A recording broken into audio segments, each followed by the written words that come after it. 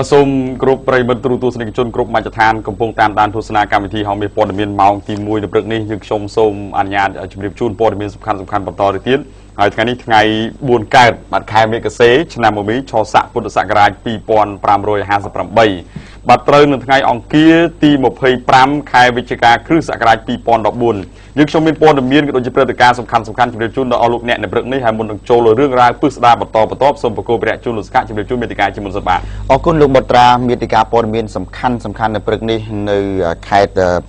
ซิมเรียบคือเมียนบอกเลิกเปลี่ยนจุนห่ออันตรจิตซิมเรียบนั้นบานทัวโกตกรรมทีมที่จำนวนสำคัญจำนวนใบบาให้ในบันทีมีเจนะเว้นคือมีบองปองไปเชียร์ประมาณเชียร์มาร้อยเนี่ยบานเลือกขึ้นมาต่อวานในหมกสลาไข่บันทีมีเจเรื่องการในรวมโลกไดทลีบาให้เปะปอนแต่หนึ่งปัญหากับให้ทาเรื่องกองซีประจำได้ตรสมัติกิจจำเนียนจอกมารึบเอาให้ประจุนตุลากาคือถ้าบานสนาเอาตุลากาดอลมาโตหรือก็มาชูใบเซมเซในกิจโยงประจำมีในกษาตรมเตยตลอดมาเว้นในมีนโปรมีนจะจ้างที่ได้ยึดชมจุดเรียบจูนเชียบรรทไปแต่บอกนี่สมประกุลไปแล้วตือลูกบทตราหลุมอัดไปเรื่องบอกลึกไปเลี้ยนยนต์ฮออันตรจิตซิมเรียบนั่งลูกเพื่อโกตกรรมมาสมจริงบาสมกุลลูกสุขะตุรุตุสในกระชุนจิติกรบอ่านลูกเนี่ยดังให้ทาการเป็นไงมาสลมันไงจันคือเมียนกาทัวโกตกรรมเลยเป็นเรื่องยนต์อันตรจิตซิมเรียบให้ครองนั่นคือบุคลิกเป็นเรื่องยนต์อันตรจิตซิมเรียบนั่นคือประมาณจุดมาโดยเนี่ยลูกบานทัวโกตกรรมหึงสามวยในมุกเพลโจลเป็นเรื่องยนต์ฮอกเราไปเตรียมตีและคันผมเปิลจำนวนแต่ของนั่นคือใบจำนวนสำคัญบ้านของนั่นคือตีมุ้ยเตรียมตีเอากรมหุ้นบรรจบการปราบุคลิกเชียร์แปะหูจุ่มเนียนบ้านในทันเลิกจุ่มเนียนปราโดนเฟือจังนั้นนะบ้านในตีปีคือส้มกับเอากรมหุ้นบรรจบปราพลายใบจมูกอย่างปราแค่บ้านประจำไงtừขนมปราแค่นั่งตีใบเตรียมตีเอากรมหุ้นตัวโยกลูกนึ่งก็ซ้อโจทย์กาวิ่งนั่นมันต่างไทยยังไม่จะมีปัญหาเขาลองเตอร์หรือยังไม่ใช่กาบอกโอนได้เชียบุคคลเลิกลูกเตรียมเตี้ยแต่ใบจำนวนสำคัญแปะปอนแต่นังการเลิกล้างแต่งอันนี้กระดูกการฟื้นโกตกรรมอาหึงซานี้ลูกร้อนว่าราวันลูกชีประเทศสหชีพกรรมกรสหกรรมที่ชกัมพูชีในประเด็นยนต์อันตรจิตสิบเรียบขังเลิกลูกบานเลิกล้างทานี่มันจะเลิกตีมวยเตะคือเลิกตีปีหายมาชนะปีปอนเอาไว้เป็นการฟื้นโกตกรรมดอหรือมาหายได้หายมาชนะปีปอนเอาบุนี่คือจะเลิกตีปีนั่งจะเลิกจองกราวได้หายคางเนี่ยเงียซาปอนมีนบอยเยอะกับบานพิจิตรเตะตัวtừคางอันนี้ทั่วใครได้คืออารมณ์บุญทรึบอารมณ์เชียร์บารุนใครนั่งเชียร์เนี่ยนอมพิสลาใครสิบเรียบอารมณ์บานเลิกลางทาเปะปอนแต่นั่งปัญหานี้อันนี้ทั่วใครนั่งอันชื่นเพียขี้เปะปอนแต่อ๋อเอาหมกชูบจอจาขี้ในปรึกไงที่หมกไปบรันนั่นดับใบโรคดมนอกสายมุ้ยจอเชนโจมุ้ยดับใบเอาโรคขึ้นแกดักมากระจอบตกไปเพียซาแต่ออกขี้โรคดมนอกสายเอาบานซอมสอบมุ้ยเอาบอมโอนชี้บุกเลิกบริเวณห้องขังเลิกการทั่วกฎกรรมดับใบเตี้ยมที่โรคใบจนหมดสกัดการนี้อกุลลูกบตราจูนเตยสมัติกิจจุมเนียนขนมการดอกสายก็เอาการในนี้วิโอบรรลัยเตยยูนอนแต่การทัวโกตกรรมปฏิกรรมไปกันแต่ทัดในขนมตรงตีทมวยแบบปัญญาในขนมการโจตกจอจ่าเฉยๆนี้ดำนอสายหนึ่งเมียนโจดเรื่องมวยเทียดคือบองปองปจีบรอดจิตมาร้อยเนี่ยบันเลือกขึ้นติดต่อว่าในมุกสลาไข่บนทีมินเชยปีเรื่องทำเมียนเกรุมรูปไดทลีบาดสกได้รีกาปีไข่บันทีมินเชยบาดดังท้ามูลไข่ได้พวกเกลึกขึ้นมาต่อว่าในมุกสลาไข่บันทีมินเชยดอยเมียนอย่างบาดาสละยี่เฮาสมตัวบาดาเซมหนึ่งรูปสำนักนิยุรอดเหมือนไตรหนึ่งสำนักเกตปริตบันเดบนนี้คือดำใบอาญาเท่านั้นช่วยโรคยุติทอจูนบอมองปเชียปรอดจำนวนมาร้อยดับใบครัวซาแต่รัวในเลือบเตยได้เชียงบูนไฮตาระยะปีจิตมาเผยชนะมาให้กับปันได้สลับแต่ไตรคือปนปองรวมลูกโยตวินไอ้เตยได้นู้คือเจียได้ดาญาเท่าใจจูนก้อนหนึ่งได้โลคลาคือถัดติงต่อขึ้นนี่แต่เมียนบันกรรมเสร็จได้ทลีกรุบกรอนทัดในกระดงภูมิกับบาสเปียนปีสังกัดปล่อยไปกองปล่อยบัดคล้ายบันทีเมียนเจยบ่าปตอมาเตี้ยแต่เปียปนแต่หนึ่งปัญหานี้เหมือนไตรสลาไข่บนทีมินเจลูกบานทลายทาเบตามเพลย์ฉบับปเชียปรอดรู้ในจุดมาเผยชนะคือมีนปฏิทมอหนึ่งโพพาวดำน้ำยูอ่างไวไอ้พร้อมดังแต่ตู้บันกรรมเสร็จได้ทีแต่เตี้ยนู้คือตรำเตยตามจับไปเหมือนไตรสลาไข่บานให้ดำนางปเชียปรอดจำนวนปรามรุ่งเอาโจลตัวกายไหลดำใบเฉยๆไปเพียซาดอสไรเอากับบันสัญญาทานนึ่งเอาคณะกรรมการโจตัวปินิสไวโรกาเปิดบ่า ការដោះស្រាយបញ្ហាទំនាស់ដីធ្លីផ្សេងដែលជាដីធ្លីមានបានកម្មសិទ្ធិឬក៏មានលិខិតកាន់កាប់ត្រឹមត្រូវគឺគេដោះស្រាយតាមប្រព័ន្ធតុលាការអញ្ចឹងរឿងនេះមានតែរុញទៅតុលាការទេដើម្បីឲ្យបានឆាប់រស់រាន់ប៉ុន្តែជាបឋមពេលខ្លះបងប្អូនលោកប្រើយុទ្ធនាការបែបហ្នឹងដើម្បីបំពងសម្លេងឲ្យមានការអន្តរាគមន៍ផ្សេងធ្វើឲ្យអ្នកដែលមានហៅថាអតិពលមានអំណាចដែលទៅបំរុងរំលោភយកនោះគឺថាមានការរអាខ្នងដែរអរគុណខ្ញុំសូមទុកជូនសមាជិកជំនាញហើយជូនទៅលោកបត្រាជំរាបជូនព័ត៌មានបន្តបាទសូមអរគុណលោកសង្ឃឥឡូវបន្តមួយរឿងទៀតនៅក្នុងខេត្តកំពង់ស្ពឺនិយាយពីក្រុមចៅដៃឆើតបាទគេហៅចៅរាត្រីបាទ3រូបគឺចាប់ដែលចាប់មន់របស់គេគឺ30ក្បាលតែ30ក្បាលហ្នឹងមិនមែនមន់បងប្អូនជាប្រវត្តិទេគឺមន់ក្រុមហ៊ុនមួយបាទចៅរាត្រី3នាក់ដែលលួចមន់អស់លក្ខហ្នឹងគឺត្រូវសមត្ថកិច្ចចាប់ខ្លួនកាលពីយប់ថ្ងៃទី24កន្លងទៅនៅចំណុចភូមិអូ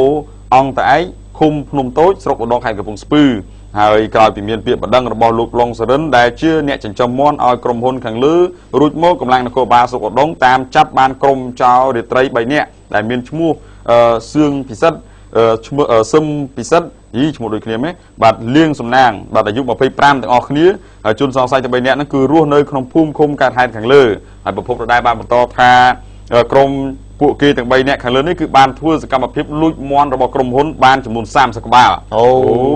ច្រើនគាត់បាទទៅលក់1គីឡូប្រហែល 40000 ជិត 40000 ណាមន់មួយហ្នឹងប្រហែលនេះឥឡូវភ្លេចបាទហើយកន្លងមកនោះគឺក្រុមពួកគេទាំង3នាក់នេះគឺបានដើរលួចមន់ជាញឹកញាប់របស់អ្នកស្រុកប៉ុន្តែចាប់មិនដែលបានសោះហើយទៅតែពេលនេះទេអស់លក្ខត្រូវសមត្ថកិច្ចក្បួនជាប់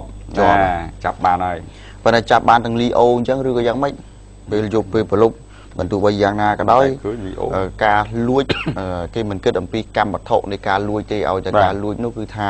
ប្រព្រឹត្តទៅខុសទៅនឹងច្បាប់អាហ្នឹងគេយកទៅផ្ដន់ទោសដាក់ពន្ធនាគារតាមផ្លូវការហើយហ្នឹងហើយអរគុណលើសូមបញ្ចប់ឲ្យចូលដល់រឿងមួយទៀតវាពាក់ព័ន្ធទៅនឹង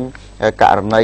សមត្ថកិច្ចខេត្តកណ្ដាលលោកចាប់បានអ្នកដែលប្រើប្រាស់គ្រឿងញៀនចំនួន3នាក់ណាមានស្រីម្នាក់មានប្រុស2នាក់បាទរឿងនេះគឺសេចក្តីរាយការណ៍បានឲ្យដឹងថាមនុស្សប្រុសស្រីចំនួន3នាក់ត្រូវសមត្ថកិច្ចគេហៅថាកម្លាំងនគរបាលនៃការិយាល័យប្រឆាំងគ្រឿងញៀនសហការជាមួយនគរបាលក្រុងតាខ្មៅនឹងបានឡោមព័ទ្ធចាប់ខ្លួនជាបន្តបន្ទាប់ពេលដែលជនសង្ស័យទាំង3រូបនោះកំពុងតែធ្វើសកម្មភាពប្រើប្រាស់និងចែកចាយទៀតចែកចាយផងប្រើប្រាស់ផងកាលពីម៉ោង 16:10 នាទីល្ងាចថ្ងៃទី23នៅភូមិព្រែកហូខាងលិចនិងព្រែកហូខាងកើតសង្កាត់ព្រែកហូក្រុងតាខ្មៅខេត្តកណ្ដាលបាទហើយអ្នកដែលប្រព្រឹត្តទាំងប្រើប្រាស់និងចែកចាយនេះគឺថាអ្នកខ្លះទៅមានមុខរបរអ្នកខ្លះទៅគ្មានមុខរបរទេបាទមានស្រី2ប្រុស1ហើយតាមការបញ្ជាក់ពីសមត្ថកិច្ចជំនាញគឺកម្លាំងនគរបាលបានប្រមូលបានវត្ថុតាងរួមមានថ្នាំញៀនប្រភេទមេតាំងហ្វេតាមីនគេហៅថាម៉ាតកកនោះចំនួន1កញ្ចប់ធំទម្ងន់ 3.70 ក្រាមហើយតម្លៃបើគិតជាលុយគឺ$200សហរដ្ឋអាមេរិកទូរស័ព្ទដៃ Nokia ចំនួន2គ្រឿងពណ៌ខ្មៅនិងសម្ភារៈសម្រាប់វេចខ្ចប់សម្រាប់ចែកចាយបន្តទៅទៀតហ្នឹងរួមទាំងប្រើប្រាស់មួយចំនួនផ្សេងទៀតនៅក្នុងនោះមានគេហៅថាដាវសាមរ៉ៃចំនួន1ដើមបាទកំបិតផ្គាក់ចំនួន2ដើមអូមិនចឹងនិងកណ្ដៀវខ្វាវចំនួន3ដើមចុំថ្នោតលេសឧបករណ៍បុរាណណាជនសង្ស័យទាំងប្រុសទាំងស្រី3នាក់នេះរួមនឹងវត្ថុតាងត្រូវកម្លាំងនគរបាលកសាងសំណុំរឿងឲ្យបានបញ្ជូនទៅកាន់សាលាដំបងខេត្តកណ្ដាលហើយកាលពីរសៀលថ្ងៃទី24ម្សិលមិញហ្នឹងដើម្បីឲ្យព្រះអាជ្ញាលោកសម្រេចចោទប្រកាន់ពីបទអីខ្លះមានចែកចាយគ្រឿងញៀនផងមានប្រើប្រាស់គ្រឿងញៀនផងបាទទៅតាមការគួរទៅចោះសូមអនុញ្ញាតបញ្ចប់ត្រឹមហ្នឹងរឿងទៀតទៅសូមអនុញ្ញាតជូនមួយរឿងទៀតពាក់ព័ន្ធទៅនឹងវិស័យសុខាភិបាលហើយនឹងវិស័យអប់រំបាទនៅសាកលវិទ្យាល័យ IU សាកលវិទ្យាល័យអន្តរជាតិលោកបានប្រកាសផ្ដល់អាហារូបករណ៍ដល់និស្សិតមានន័យថាសិស្សសានុសិស្សទាំងតាមបណ្ដាខេត្តនិងក្នុងរាជធានីភ្នំពេញទាំងក្រីក្រមិនក្រីក្រក៏ដោយគឺថាផ្ដល់ទៅតាមសមត្ថភាពនៃការសិក្សារបស់ខ្លួនបើយោងតាមការបញ្ជាក់របស់លោកបណ្ឌិតបណ្ឌិតសាកលវិទ្យាធិការគឺលោកសាប៊ូអូយ៉ាណូដែលបានថ្លែងកាលពីម្សិលមិញហ្នឹងលោកបានបញ្ជាក់ថាការផ្ដល់អាហារូបករណ៍នេះគឺ 100% ដែលចាប់អនុវត្តនៅក្នុងឆ្នាំសិក្សា 2014-2015 ហើយក្នុងនោះគឺមានថ្នាក់វិជ្ជបណ្ឌិត20កន្លែងឱសថការី15កន្លែងថ្នាក់គេហៅថាទណ្ឌបណ្ឌិត15កន្លែងថ្នាក់បរិញ្ញាបត្រគេហៅថាគិលានុបដ្ឋាយិកៈ15កន្លែងនិងថ្នាក់បរិញ្ញាបត្រឆ្មប10កន្លែង ងរួមទាំងថ្នាក់បរិញ្ញាបត្រសុខាភិបាលដល់សិស្សានុសិស្សដែលទើបប្រឡងជាប់បាក់ឌុបអីហូហែហ្នឹងគឺថាជាចំនួន10កន្លែងថែមទៀតបាទហើយនឹងមានផ្សេងទៀតសរុបមកវាចំនួន100កន្លែងហើយផ្ដល់អាហារូបករណ៍ជូនដល់សិស្សានុសិស្សដែលប្រឡងជាប់បាក់ឌុបថ្មីនេះចំនួនប្រមាណច្រើនរូបដែរសរុបទៅនិយាយជារួមគឺថាអាចធាក់ទងសាកលវិទ្យាល័យទៅទៅលោកបណ្ឌិតសាកលវិទ្យាល័យបានបញ្ជាក់ថាការផ្ដល់អាហារូបករណ៍ដល់សិស្សានុសិស្សដែលទើបប្រឡងជាប់បាក់ឌុបថ្មីហ្នឹងក្នុងបំណងទី1ផ្ដល់ឱកាសឲ្យបងប្អូនសិស្សានុសិស្សដែលពុំមានលទ្ធភាពបង់ថ្លៃឈ្នួលបាទហ្នឹងហើយគឺថាអាចមកសិក្សារៀនសូត្របានទី2ចូលរួមជាមួយរាជរដ្ឋាភិបាលកម្ពុជាដើម្បីបណ្ដុះធនធានមនុស្សហើយជាពិសេសគឺបណ្ដុះធនធានផ្នែកវិទ្យាសាស្ត្រសុខាភិបាលនឹងតែម្ដងដែលកំពុងតែខ្វះធនធានមនុស្សបាទផ្ដល់ឲ្យសេវាសុខាភិបាលជូនដល់សាធារណជនទូទៅបាទហើយក្រៅពីនេះក៏ជាការលើកទឹកចិត្តមួយដែរសម្រាប់គេហៅថាឪពុកម្ដាយផ្សេងទៀតដែលចង់ឲ្យកូនឬក៏បុត្រធីតានឹងរៀនជំនាញសុខាភិបាលប៉ុន្តែមិនមានថវិកាបាទអញ្ចឹងគឺថាផ្ដល់អាហារូបករណ៍នេះចាប់ពីកម្រិតទាបរហូតដល់កម្រិតគេហៅថាបណ្ឌិតតែហ្មងបាទអូធម្មតាទេបាទអរគុណណាស់អញ្ចឹងខ្ញុំទើចាំប្រឡងបាក់ឌុបឆ្នាំហ្នឹងសោះអរគុណលោកបុត្រាមានអីថែមខ្ញុំសូមអនុញ្ញាតសម្រាប់បន្តិចសិនទៅហើយវគ្គក្រោយនឹងផ្ដល់ជូនព័ត៌មានសំខាន់បន្តទៅទៀតបាទ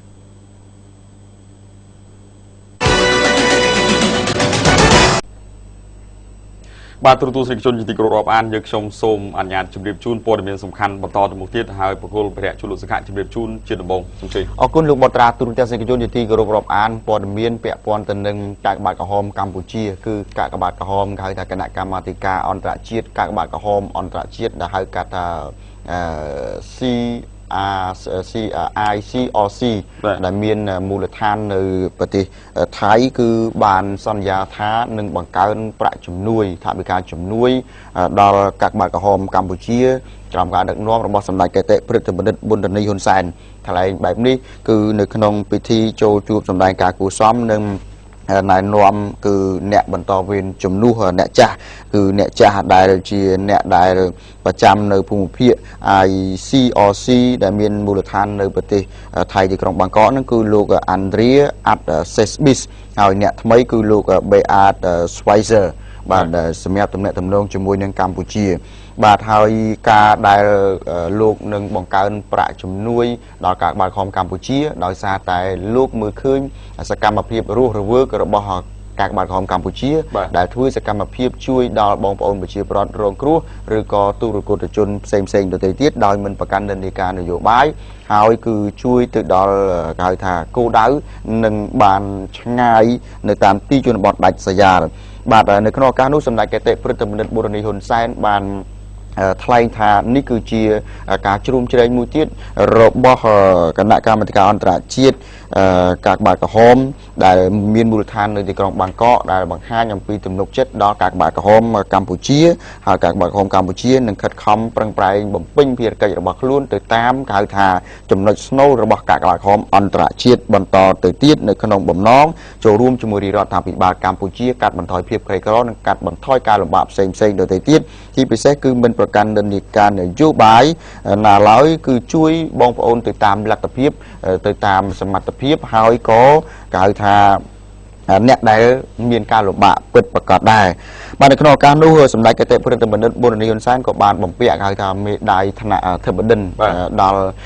លោកអាន់ដ្រៀដែរដែលលោកបានធ្វើកិច្ចសហប្រតិបត្តិការជាច្រើនឆ្នាំជាមួយនឹងកាកបាទក្រហមកម្ពុជាយើងបាទនេះគឺជាព័ត៌មាននៃពាក់ព័ន្ធសកម្មភាពជាវិជ្ជមានរបស់កាកបាទក្រហមកម្ពុជាបាទបាទអរគុណត្រឡប់ទៅកាន់ខេត្តតាកែវនៅវិញគឺកន្លងទៅថ្មីនេះនគរបាលខេត្តតាកែវរៀបចំបំពេញបែបបទក្នុងការបើកគណនីដើម្បីបើកប្រាក់បៀវត្សតាមប្រព័ន្ធធនាគារនិយាយស្រួលជាងបាទហើយអញ្ចឹងគឺហេតុផលមានច្រើនខ្ញុំបាទនឹងជម្រាបជូនបន្តទៀតនគរបាលនៃស្នងការដ្ឋាននគរបាលខេត្តតាកែវមានមន្ត្រីតាមការិយាល័យជំនាញទាំង30និងអធិការដ្ឋាននគរបាលគ្រប់ស្រុកក្រុងត្រូវបំពេញបែបបទបើកគណនីបើកប្រាក់បៀវត្សតាមប្រព័ន្ធធនាគារ Aclida និងធនាគារកាណាឌីយ៉ាបាទការបំពេញបែបបទបើកគណនីតាមប្រព័ន្ធធនាគារគឺជួយបោសសម្អាតអំពើពុករលួយនៅក្នុងអង្គភាពជាពិសេសគឺជៀសវាងនៅការចោទប្រកាន់ថាកន្លងមកមានការលាក់ឈ្មោះខ្មោចជាង100នាក់នោះបាទកន្លងទៅនៅក្នុងខេត្តតាកែវ ហើយលោកវរៈសនីឯកពើលុនលោកជានាយការិយាល័យបុគ្គលិកបានដឹងថាក្របខ័ណ្ឌដែលត្រូវបើកគណនីតាមប្រព័ន្ធធនាគារមានសរុបរហូតទៅដល់ 1937 នាក់បាទហើយមានស្រីនឹងគឺ 34 នាក់ដែរក្របខ័ណ្ឌវរៈសេនាតូចមាន 603 ចំនួន 273 នាក់ស្រីម្នាក់បាទហើយពាក់ព័ន្ធទៅនឹងការលើកឡើងនេះលើកទី 1 នេះមន្ត្រីនគរបាលវរៈសេនាតូចមានចំនួន 603 ត្រូវចំនួន 273 នាក់មិនទាន់បានធ្វើបែបបទសមស្របទេហើយធ្វើតែមន្ត្រីនគរបាលនៅស្នងការដ្ឋាននគរបាលខេត្តតែប៉ុណ្ណោះហើយអញ្ចឹងទេអធិការដ្ឋានស្រុកនិងក្រុងមានចំនួន 1617 នាក់តែប៉ុណ្ណោះដែលមិនទាន់បានធ្វើហើយពាក់ព័ន្ធទៅនឹងការលើកឡើងរបស់នគរបាលក៏ដូចជាស្នងការដ្ឋាននគរបាលខេត្តខាងលើលោកឧត្តមសេនីយ៍ត្រីអុកសំណាងលោកបានលើកឡើងថាក្នុងករណីធ្វើបែបបទបើកគណនីបើកប្រាក់បៀវត្សតាមប្រព័ន្ធធនាគារខាងលើគឺពិនិត្យទៅរកឃើញថាមានលក្ខខ្មោចទុកស៊ីកັບកេងធ្វើឲ្យខាតបង់ប្រាក់ថវិការដ្ឋជាបន្តបន្ទាប់នោះនឹងត្រូវទទួលខុសត្រូវចំពោះមុខច្បាប់ហើយនឹងត្រូវប្រមូលលុយដែលកັບកេងទាំងអស់នោះត្រឡប់មកវិញបាទអរគុណទុកជូនស្ថាប័នជំនាញហើយជាពិសេសអង្គភាពប្រឆាំងអំពើពុករលួយលោកក៏បានប្រកាសអំពីការចុះសម្អាតឈ្មោះខ្មោចដែលនៅតាមអង្គភាពឬក៏ស្ថាប័នរបស់រដ្ឋដែរហើយចូលដល់រឿងមួយទៀតពាក់ព័ន្ធទៅនឹងស្ថានភាពជំងឺផ្លូវចិត្តដែលក្រុមអ្នកជំនាញលោកបានទទូចឲ្យសាធារណជនទូទៅគឺថាស្វែងរកសេវាព្យាបាលបញ្ហាផ្លូវចិត្តឲ្យបានទាន់ពេលទាន់វេលាដើម្បីបញ្ជៀសនៅគ្រោះកាចផ្សេងៗដែលវាធ្វើឲ្យធ្ងន់ធ្ងរដល់សម័យខ្លួនបាទនៅកម្ពុជាបច្ចុប្បន្ននេះគេមានបានបង្កើតហៅថាសេវាព្យាបាលបែបចិត្តសាស្ត្រសម្រាប់ប្រទេសកម្ពុជានិងប្រទេសមីយ៉ាន់ម៉ាដែលគម្រោងនេះគឺថាជាគម្រោងមួយនៅក្នុងចំណោមគម្រោងចំនួន60នៅអាស៊ីអាគ្នេយ៍ហើយគម្រោងនេះដែរគឺនឹងរួមចំណែកជួយដល់ពលរដ្ឋជាពិសេសគឺស្រទាប់យុវជននិងកុមារកម្ពុជាឲ្យ